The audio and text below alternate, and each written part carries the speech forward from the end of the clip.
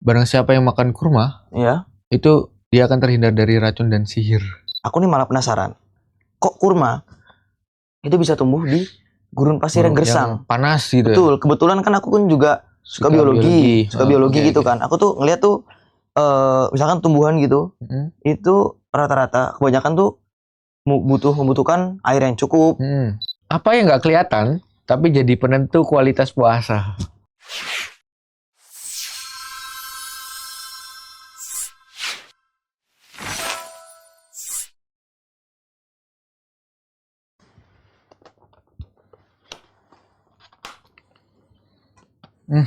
Kurma nih, enak kayaknya. Cobain dah. Asli enak banget sih ini. Apa ini namanya? Oh, pantes. Enak banget nih. Habisin aja dah. Makan kurma. Oh, iya habis tarawih nih. enak banget. Nih, kebetulan aku punya banyak nih. Makan. Oh, ini aku boleh nih? Boleh. Aman. Oke deh, bismillah ya. Iya, oke. Aku cobain ya. Oke, bismillah. Gimana tuh rasanya? Masya Allah, enak banget kurmanya. Ya, oke. Enak banget nih. Manis banget ya? Betul. Apalagi bulan Ramadan emang vibes emang kurma banget sih. Iya kan, bulan Ramadan tuh identik dengan makanan kurma gitu. Betul. Ya. Baru tuh habis iftar makan kurma. Ketemu lagi habis taraweh. Iya. Emang saking nagihnya tuh setiap saat gitu bisa pengen makan kurma gitu. Lah. Kamu kalau makan kurma suka tipe apa ya? Kalau aku pribadi sih ya, aku lebih suka ajwa sih. Ajwa? Soalnya kan ajwa nih bisa dikatakan kurma terbaik lah. Kurma paling enak. Cuman kalau aku lebih sering makan sukari. Sukari? Kenapa tuh kok jadi sukari? Karena sukari ini lebih gampang didapat di Indonesia gitu. Oh gitu ya. Karena ajwa tuh kadang harus impor dari Arab gitu. Cuman kurma poda juga gak kalah enak kok. Wah itu iya, emang bener. Kalau di setiap gigitan habis itu setiap punyahan di pondok tuh emang pasti nikmat gitu. Pasti spesial, istimewa lah. Enak banget nih.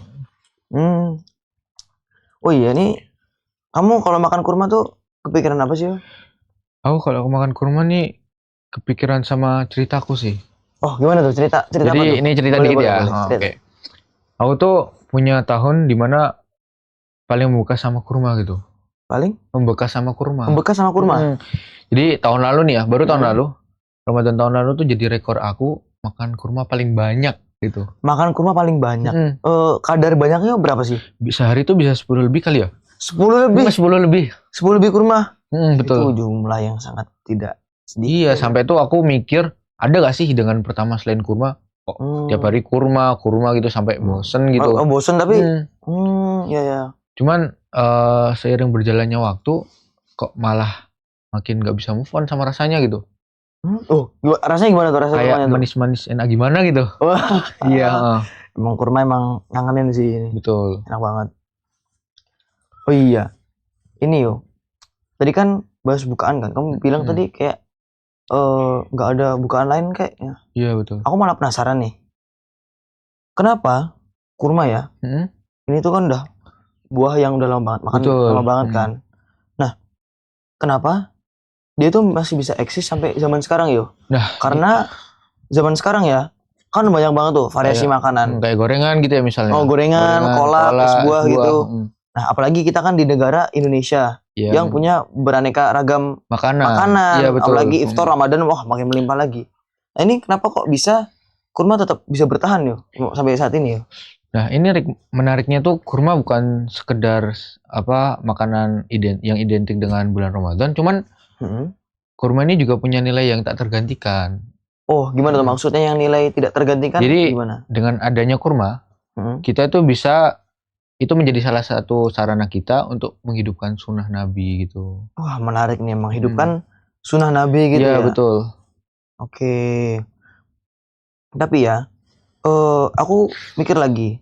Jadi kan menghidupkan sunnah Nabi katanya kan? Iya. Nah, berarti berbuka puasa dengan kurma tuh sunnah Nabi? Betul. Oke. Aku punya pertanyaan lagi nih, kepikiran tadi. Kalau tadi iftarnya kan beraneka ragam makanan kan? Iya. Nah, kita disunahkan berbuka dengan kurma. Nah, aku punya pertanyaan nih. Apakah buah kurma ini menjadi makanan pembuka yang paling baik bagi tubuh kita. Soalnya tuh tubuh kita kan selama puasa kosong, kan kosong, betul, lemes. Asamnya lagi naik Asam gitu. lagi naik. Iya. Nah, emang kurma nih emang buah yang paling cocok untuk tubuh kita apa gimana ya? Oh gini Rick, kalau kita lihat dari medis ya. Iya boleh. Dari sisi medis tuh ternyata selain kurma juga menjadi makanan sunnah ya. Ketika berbuka puasa, ternyata kurma itu punya khasiat yang relate sama tubuh kita. Apa tuh? Khasiatnya apa tuh? Jadi kan kalau kita berpuasa nih, otomatis perut kita tuh kosong dari habis sahur ya. Habis sahur sampai azan maghrib. Ya. Kira-kira 12 jam lah. Ya, itu waktu yang panjang juga tuh. Panjang banget. Otomatis asam kita lagi naik. Betul. Nah, kenapa kita direkomendasikan dengan makan kurma? Karena ternyata kurma ini punya manfaat untuk perut kita. Manfaat untuk perut kita? Oke. Jadi bisa mencegah asam lambung. Mencegah asam lambung. Iya, betul. Ini cocok banget nih. Kebetulan aku kan juga pernah. Aku kan kebetulan punya asam lambung nih. Dulu aku pernah tuh buka puasa, asal makan sembarang makanan, habis itu naik asamnya. Aduh, langsung kena mah. Iya. Berarti emang kurma nih emang cocok banget berarti untuk kayak gini ya. Dan selain mencegah asam lambung, kurma itu juga menjadi sumber energi. Atau maksudnya bisa mengembalikan energi dengan cepat gitu. Oh, maksudnya gimana tuh mengembalikan energi? Kan biasanya orang berpuasa tuh kayak lemes gitu, gak bergairah, betul. Gak punya semangat, tapi setelah makan kurma tuh jadi langsung bergairah lah, power on gitu. Oh, aku paham. Jadi kurma ini juga kalau kita makan tuh dengan cepat mengembalikan energi kita yang tadinya lemes jadi semangat, jadi hidup lagi gitu ya. Oh iya, paham. Nah, tapi tadi kan kita ada tentang iftar nih, tentang bukaan. Aku malah pengen tahu tentang kenapa sih kurma itu sering dikaitkan dengan simbol itiba mengikuti sunnah Nabi gitu loh. Kenapa kurma ini identik dengan itu gitu? Kenapa kurma itu bisa menjadi simbol itiba Rasulullah gitu ya? Iya, betul. Sebelum kita lanjut ke sana, kita cari dulu nih apa sih makna itiba gitu. Oke, boleh jelaskan dulu apa makna itiba. Oke, boleh aman. Siap, oke. Ntar kalau habis juga bisa beli kan. Ayo lanjut. Jadi itiba sendiri itu bisa berarti mengikuti sunnah Nabi gitu. Mengikuti sunnah Nabi. Iya. Dengan begitu, kurma kenapa menjadi simbolik itiba? Karena dengan kurma kita bisa mengikuti apa yang dilakukan oleh Nabi ketika berbuka puasa. Jadi simbol itibanya di bagian situ ya? Iya, betul. Oke. Nah, kalau tadi aku pertanyakan kenapa kurma tuh bisa bertahan sebagai makanan bukaan kan? Nah, sekarang ini aku pengen tanya dari segi sunnah. Oke. Jadi tuh sunnah kan apa yang dilakukan Nabi kan? Kita lakukan. Nah, tapi kok bisa sunnah tuh masih bisa tetap berjalan, maksudnya tetap ada gitu, masih sampai ada eksis saat ini. Gitu. Nabi kan udah kira-kira 1400-an tahun lah tuh. Betul. Wah, lama banget kan. Tapi kok bisa sunnahnya tetap eksis gitu, masih ada sampai sekarang dengan kurma gitu. Kok bisa? Nah ini Rick, salah satu kekuasaan Allah yang tetap menjaga kesunahan Nabi itu tetap ada. Dan di sisi lain, Nabi kan di zaman Nabi ya, Nabi itu mengajarkan generasi terbaik. Seperti generasi sahabat, kemudian tabi'in.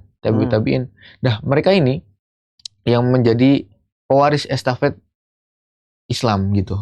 Dakwah Islam. Berarti emang diwarisi gitu ya dari generasi sahabat, dan habis itu generasi berikutnya tabi'in, habis itu generasi berikutnya tabi'in. Dan mereka menyebarkan ajaran-ajaran Islam gitu.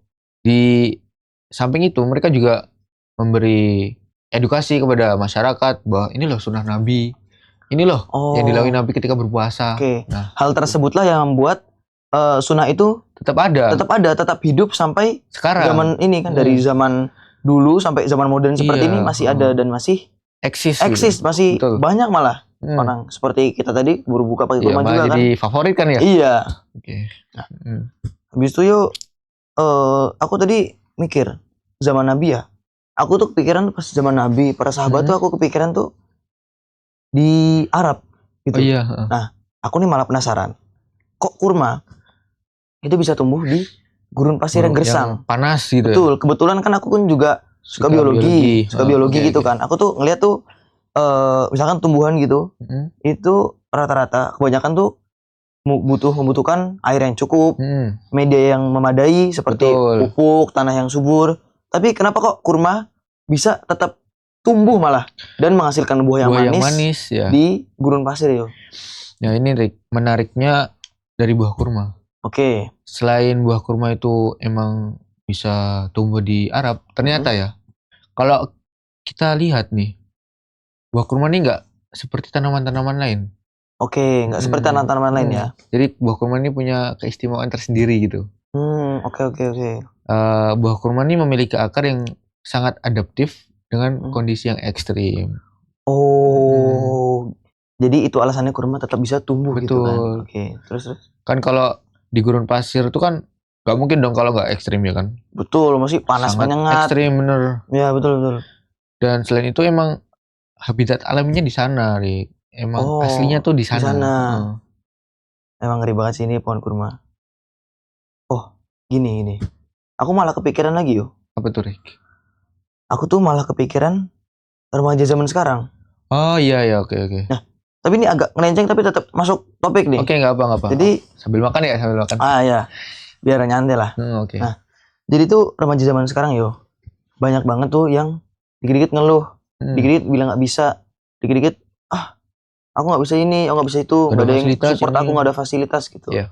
Nah, kira-kira kamu ada pesan gak yo yang untuk para remaja zaman sekarang ini yang memiliki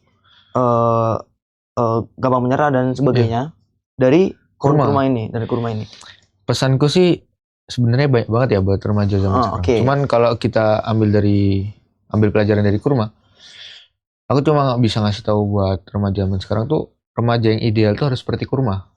Remaja yang ideal harus seperti kurma. Betul. Oke. Karena kurma sendiri itu memiliki ketangguhan pertama ya. Ketangguhan. Kemudian kesabaran. Kemudian mungkin gak gampang nyerah. Betul. Semangat, pantang menyerah gitu. Nah, ketika kita lihat remaja zaman sekarang, mereka tuh terkenal dengan apa sih?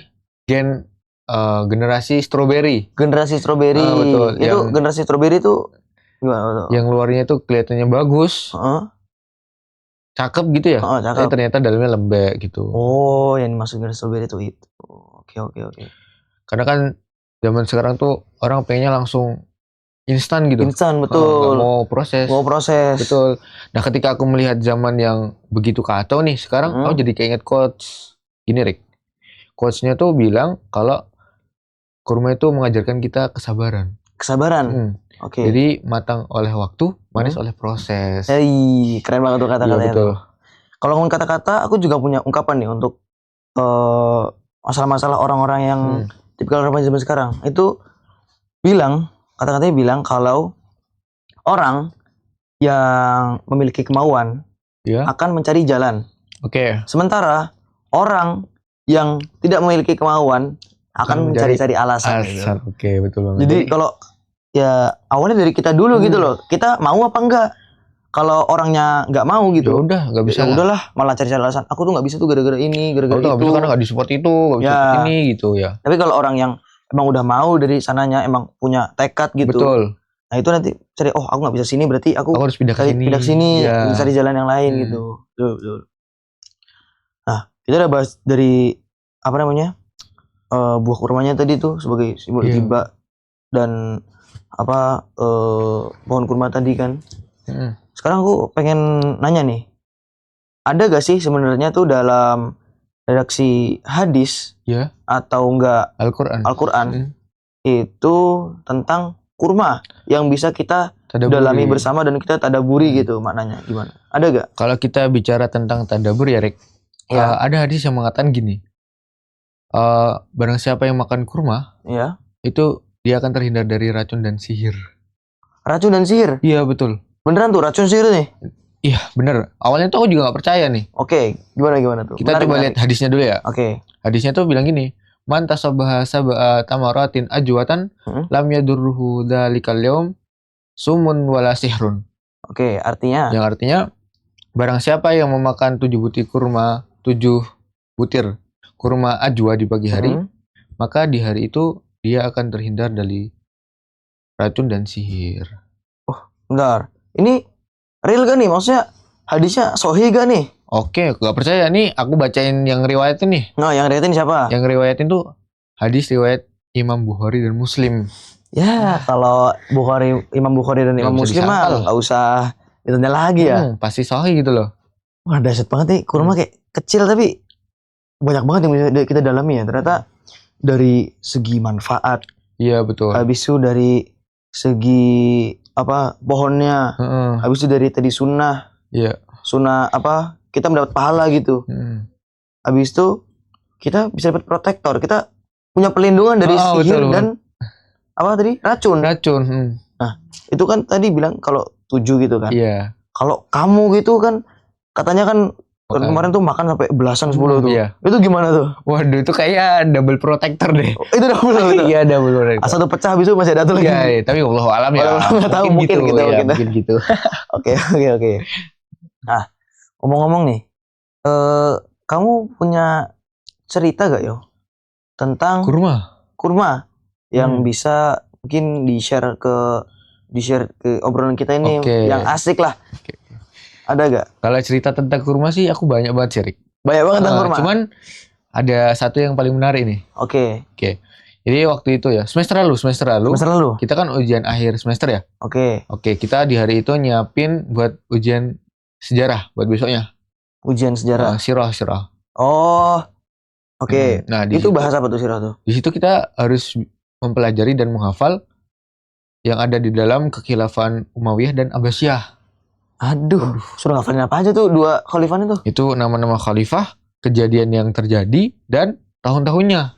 Aduh, gimana nggak pusing? Iya, gimana nggak pusing? Kalau kamu lihat tuh ya, bukunya tebelnya segini nih, segini. Ya Allah. Udah. Dan itu kita selesai belajar tuh kayaknya setengah 12 deh. Setengah 12 selesai belajar? Baru selesai. Padahal kita mulai dari habis asar. Ya Allah, itu berarti emang belajar full. Iya, betul. 2 khalifah itu ya. Oke. Itu belajar sampai jam setengah 12? Iya. Oke, terus lanjut. Nah, setelah itu kita kan balik ke asrama nih.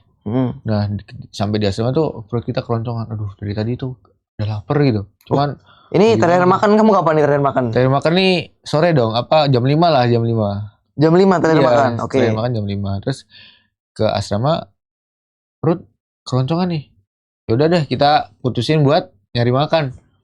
Siapa yang punya makan ya? Mungkin ada yang punya singkong kayak atau makaroni kayak gitu ya kan. Terus tiba-tiba nih teman kita ada yang ngasih kita makanan nih. Aku kira kan awalnya tales gitu ya. Atau makaroni atau semacam makanan-makanan begitulah. Ternyata dia ngasih kita kurma, Rik. Ngasih kurma? Beneran itu ngasih kurma? Seberapa? Kurmanya seberapa? Sebox. Nah, ini kan cuma segini ya? Ya, ini lebih besar lagi segini. Ya ampun. 3 kali lipatnya kali ya?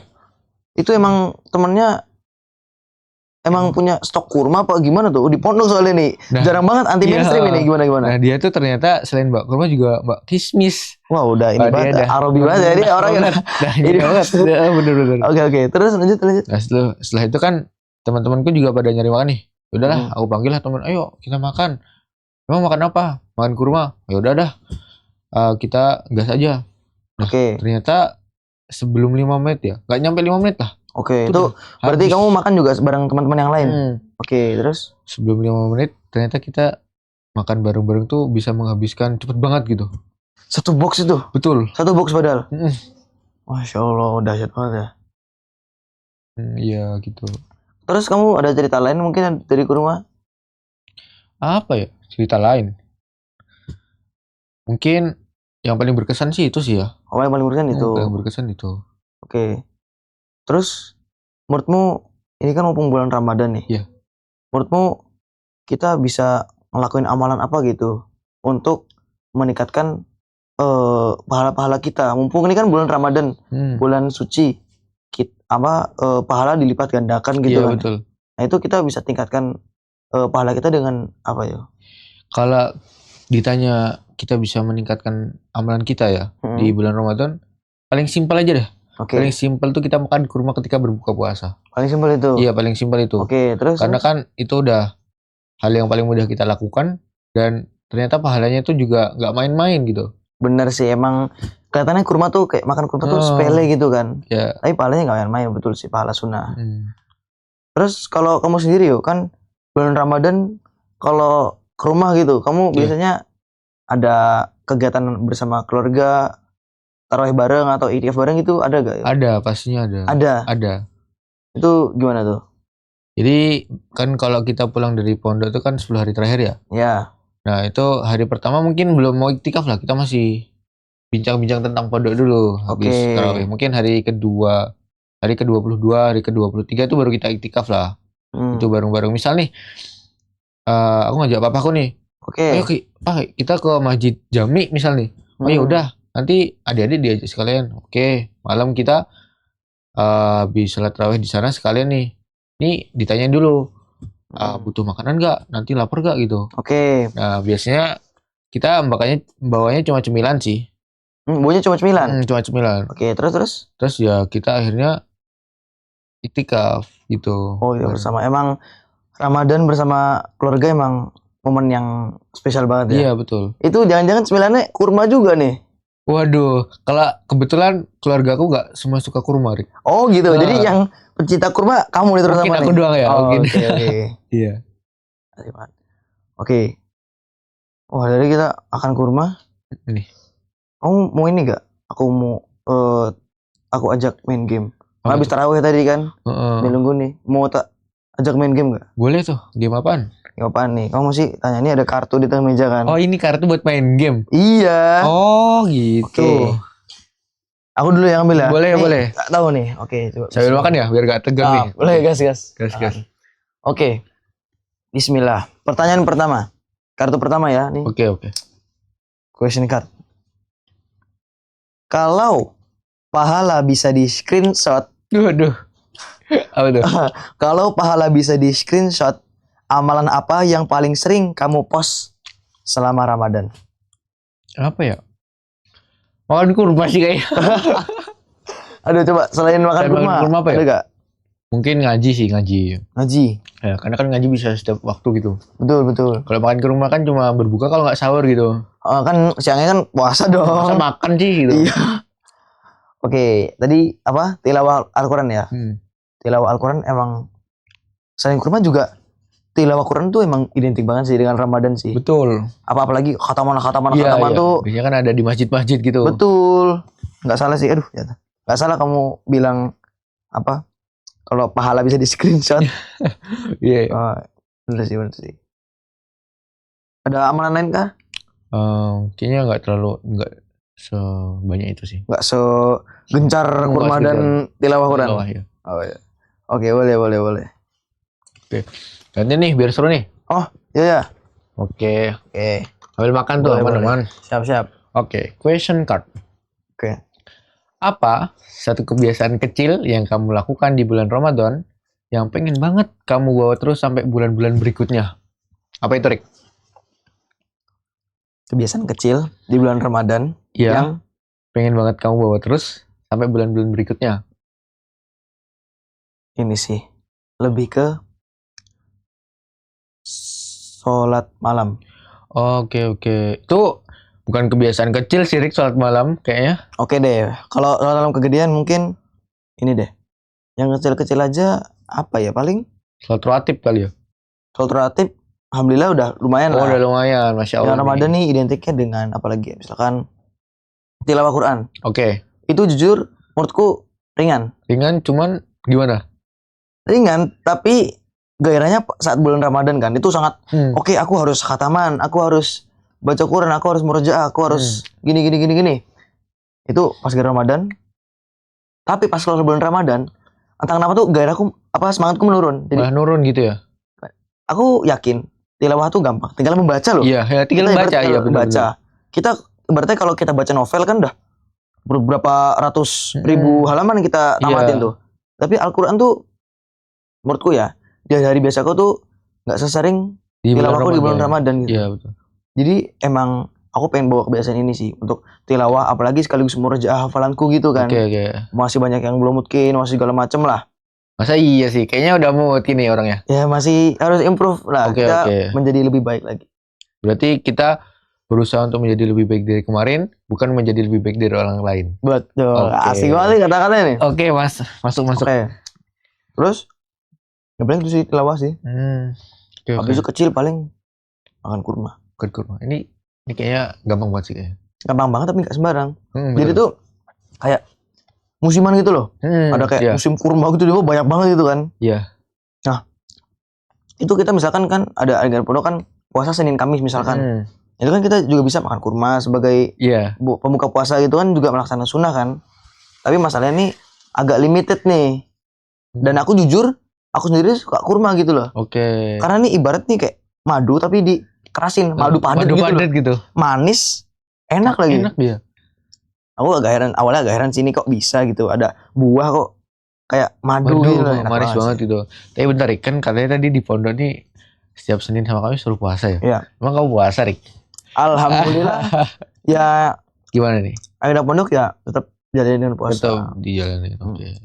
Tetap samina wa ta'na ya? Iya, dan kalau awalnya dengan samina wa ta'na, lama-lama nanti kita juga punya kesadaran sendiri. Iya, betul. Nanti jadi kesadaran. aku emang harus puasa Senin Kamis. Emang aku yang butuh pahalanya. Iya.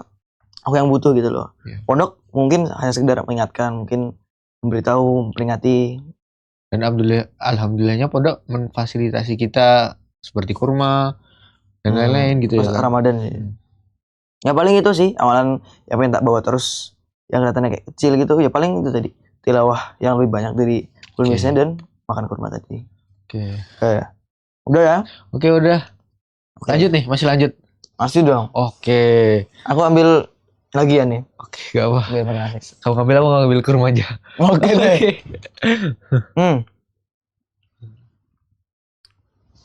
Apa tuh? Ini bukan kartu pertanyaan sih. Oke. Ini lebih ke tebakan. Coba tebak. Apa yang siangnya ditahan, tapi malamnya tetap bisa bikin rugi? Hah? Apa? Mau diulang? Siangnya ditahan? Apa yang siangnya ditahan, tapi malamnya tetap bisa bikin rugi? Puasa. Salah. Apa tuh? Lebih spesifik bisa gak sih? Ini terkait dengan amalan batin. Bukan amalan batin juga sih, kayak lebih ke batiniah lah. Oke. Coba ulang nih pertanyaannya. Apa yang siangnya kita ditahan, tapi malamnya tetap bisa bikin rugi? Sedekah? Oh yo, bukan. Inisial deh, inisial. N. Ngaji. Apa lo? Salah, nyerah ya. Oke, dah nyerah. Oke. Apa yang kita tahan, tapi malamnya tapi bikin rugi? Nafsu. Apa? Betul, baru mau dibilangin ini. Dari tadi tuh nge-lag nih otak nih kan. Sebelumnya kan kita pertanyaan doang kan. Ini tebak-tebakan gitu. Terus apa sih yang di siangnya itu apa? Ditahan, malamnya bisa rugi gitu. Iya. Oh, ternyata nafsu. Benar nafsu. Emang menarik sini, nafsu nih emang bahaya banget sumpah.